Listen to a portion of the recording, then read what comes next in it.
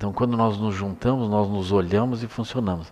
No budismo, nós temos a sangha. Então, a sangha, ela se ajuda, ela se olha, se ajuda, assim, né? Isso desde o tempo do Buda.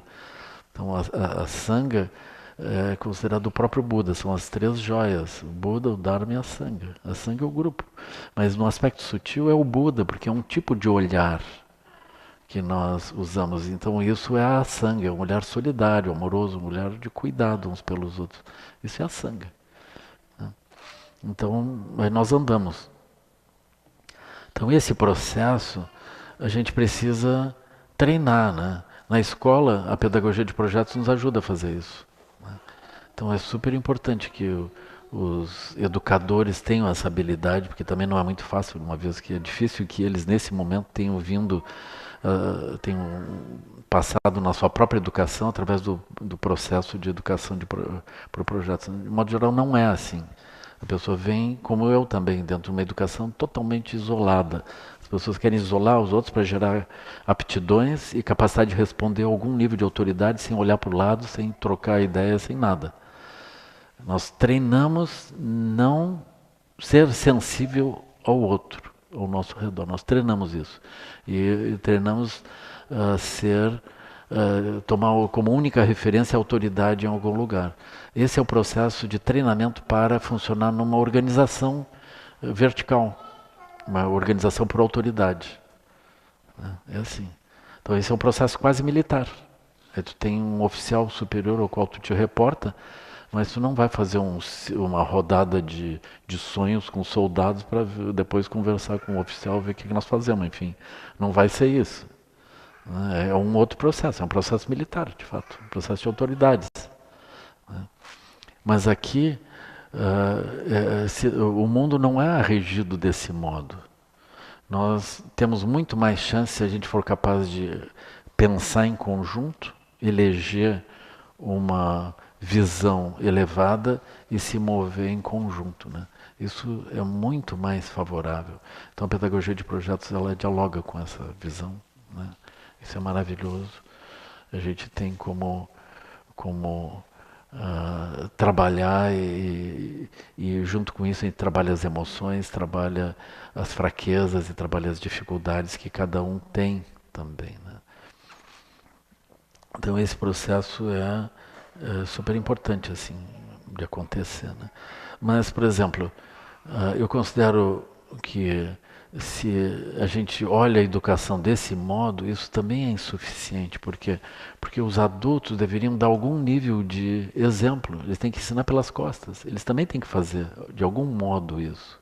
Eles de algum modo eles deveriam se mover fora ou referenciados ao processo econômico, podendo transitar por dentro do paradigma econômico, mas não ficar preso ao paradigma econômico. Eles poderiam gerar outras habilidades, outras aptidões.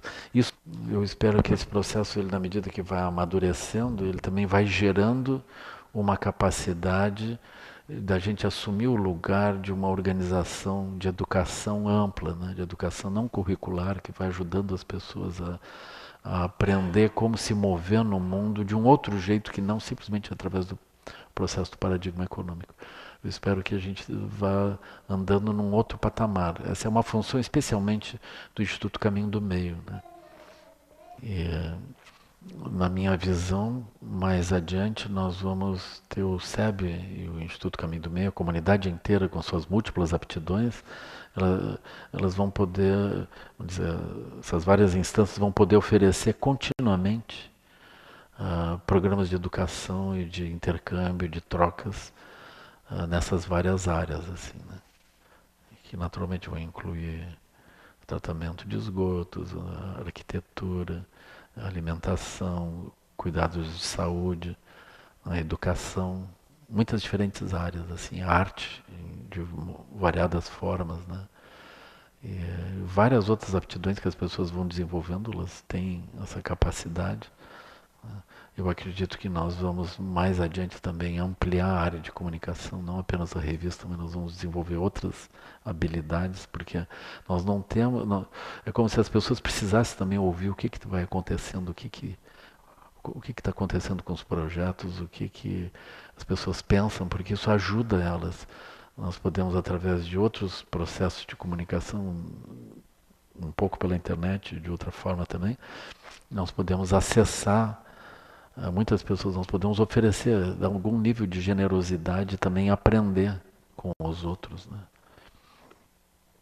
É assim, o que a gente vai fazendo bem, a gente compartilha. O que nós vamos fazendo errado, nós compartilhamos também, mas a gente só espera aprender para poder corrigir rápido, assim, né? E assim nós vamos andando. Eu acredito que esse ambiente que se move desse modo é o campo fértil onde brota a escola. A escola tem uma função específica dentro desse processo, mas ela está harmonizada a esse processo, né?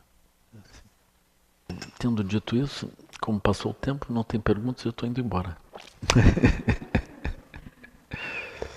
Mas se tiver uma pergunta.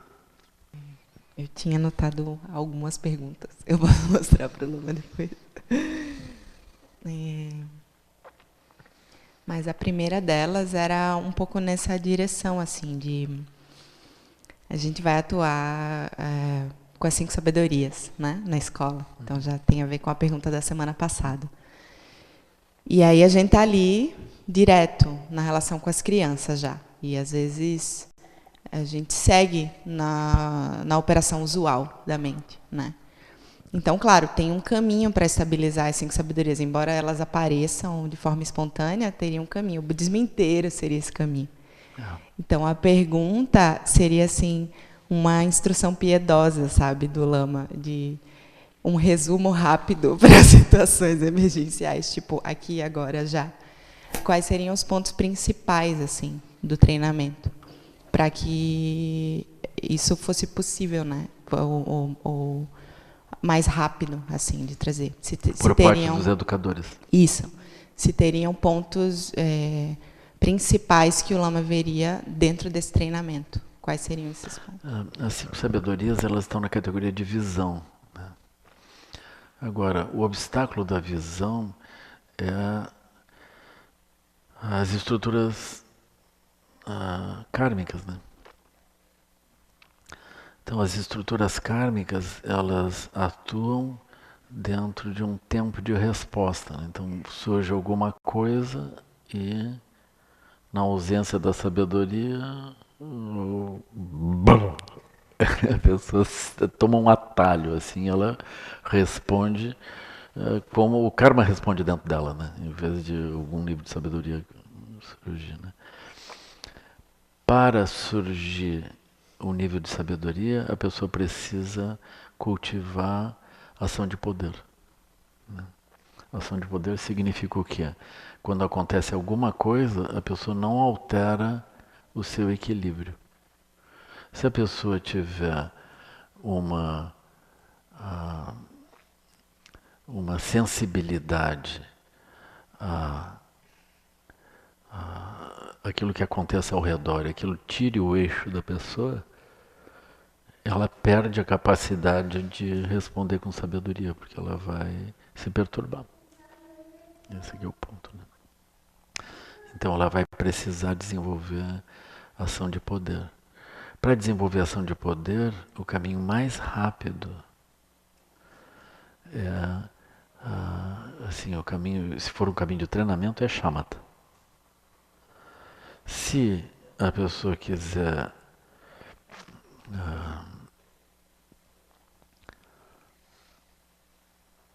praticar de outro modo ação de poder, a pessoa precisaria aproveitar tudo que for desconfortável como treinamento.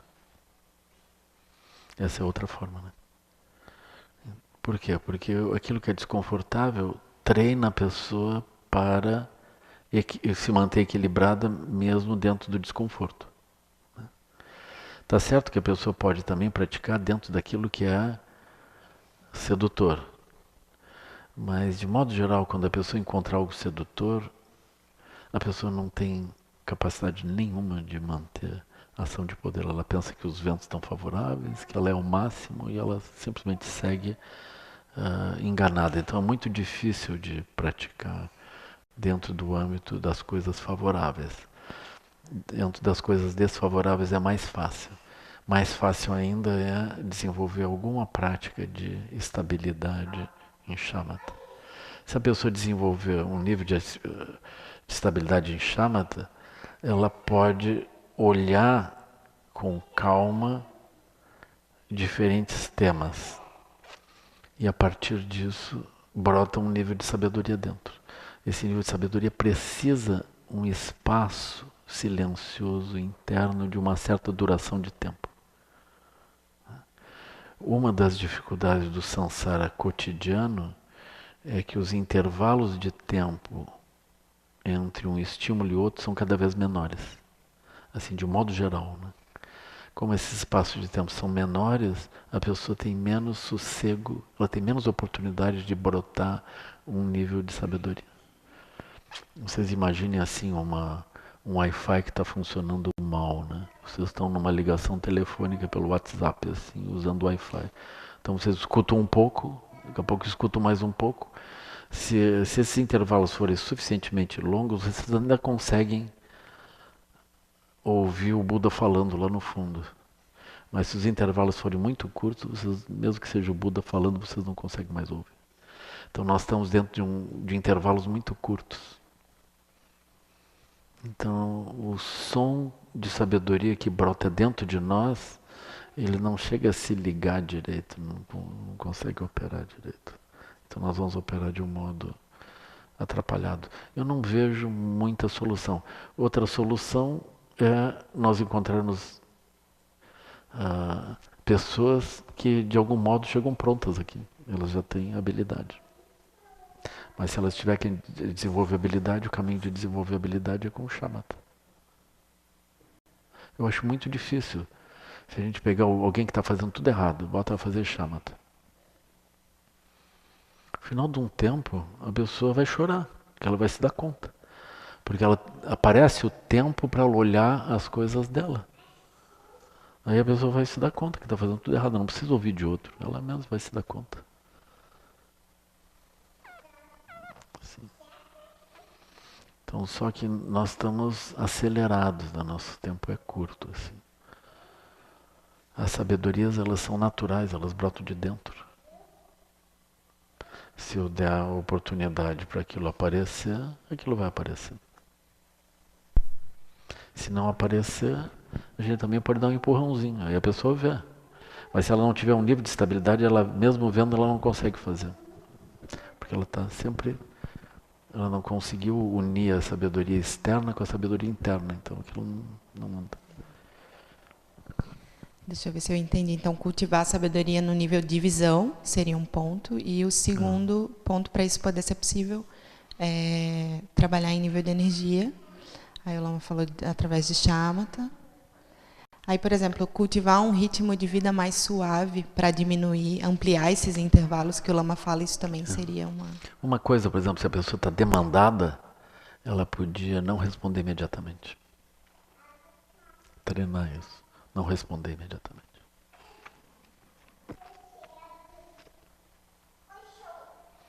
Não tentar responder, não tentar que a sua velocidade de resposta contenha o movimento do outro. Assim. E pequenas práticas de atenção plena no cotidiano, Lama, acho que ajuda também. Você lave louça calmamente, varra tudo, arruma a casa, não deixe nada fora do lugar, vai treinando.